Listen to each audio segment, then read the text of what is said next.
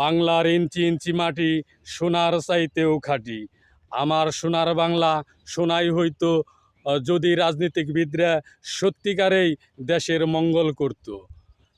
শুধু রাজনীতিবিদদের দোষ না ভাই, আমার দেশের জনগণেরও দোষ আছে। সেই দোষটা কি? আমরা সময় মতো সৎ ইনসাফ ন্যায্য ব্যক্তিকে ভোট দেই না। আমরা ভালো মানুষকে ভোট দেই না, শুধু আমরা ভালো কিছু আশা করি। তাহলে আমরা কি চাই, কেন চাই, কিভাবে চাই? আমরা একটা ভোটের মাধ্যমেই ভালো একটা নির্বাচিত সরকার গঠন করতে চাই, যেই নির্বাচনী সরকারের মাধ্যমে আমার দেশের বিভিন্ন আইন শৃঙ্খলা, বিদেশ যাওয়া শ্রমিক, দেশের মিল কারখানা, কলকারখানা সবই যেন সচল থাকে, ভালো থাকে।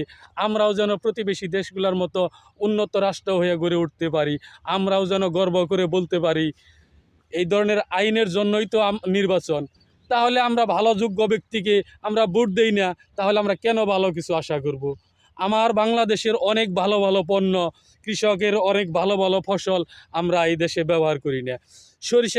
সরিষার তেল বাংলাদেশে উৎপাদন হয়, অথচ আমরা পুরোপুরি ব্যবহার করি না। মালয়েশিয়ার থেকে পাম অয়েল তেল আমরা ঠিকই খাই। আমার দেশের মিল কারখানায় ভালো ভালো পোশাক তৈরি হয়, বিদেশিরা এই দেশ থেকে নিয়ে রপ্তানি করে, অথচ আমরা পছন্দ করি বিদেশি পণ্য। তাইলে তো ভাই শুধু সরকারের দোষ দিলেই হবে না, দোষ জনগণেরও আছে।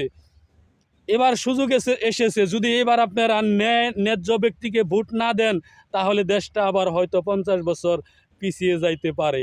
যারা মুখে মধু অন্তরে বিষ নিয়ে কথা বলে, তারাই আবার শুধু মুখে মুখে মধুর কথা বলে এই দেশটাকে আবার অন্ধকারের কালো ছায়ায় ঢেকে ফেলতে পারে।